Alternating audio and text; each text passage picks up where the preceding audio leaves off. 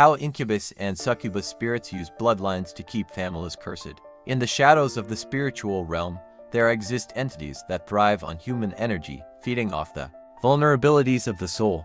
Among these are the incubus and succubus lust spirits that have been whispered about for centuries. These entities are not mere figments of folklore.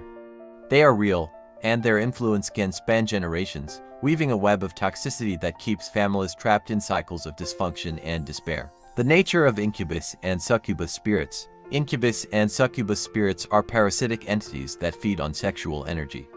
The incubus targets women, while the succubus targets men, though their influence is not limited by gender. They infiltrate dreams, manipulate desires, and create addictive patterns of behavior, but their impact goes beyond the individual. They attach themselves to bloodlines, ensuring their influence is passed down from one generation to the next. The role of bloodlines. Bloodlines are more than just genetic connections.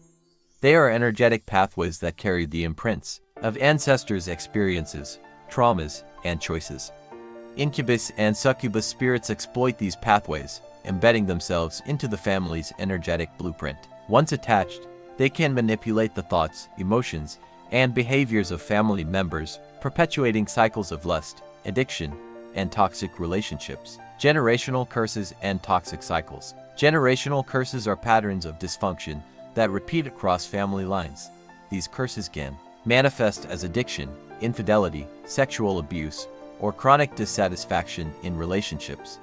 Incubus and succubus spirits amplify these patterns, feeding off the energy generated by these toxic cycles. For example, a grandfather who struggled with infidelity may unknowingly invite a succubus spirit into the family line.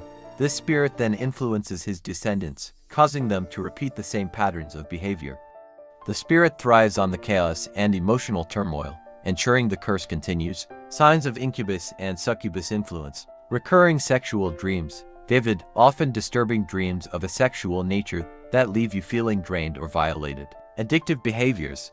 Compulsive sexual behaviors, pornography addiction, or chronic infidelity. Toxic relationships. A pattern of unhealthy, codependent, or abusive relationships. Emotional drain. Feelings of exhaustion, depression, or emptiness after sexual encounters. Family history. A history of sexual trauma, addiction, or dysfunction in the family. Breaking the cycle. Breaking free from the influence of incubus and succubus spirits requires a combination of spiritual, emotional, and practical steps. Acknowledge the problem. Recognize the patterns in your family and your own life. Awareness is the first step toward healing. Seek spiritual cleansing. Perform rituals to cleanse your energy and your home.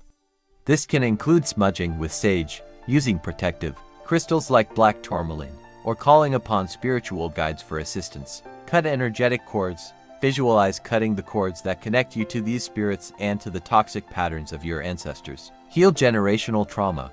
Work with a therapist or healer to address the underlying traumas that have been passed down through your family. Set boundaries. Protect your energy by setting firm boundaries in your relationships and daily life.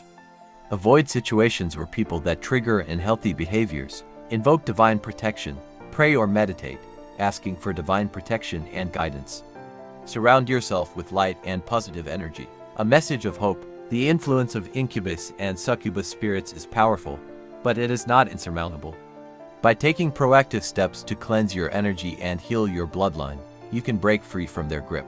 Remember, you are not defined by the actions of your ancestors, and you have the power to create a new legacy, one of love, healing, and light.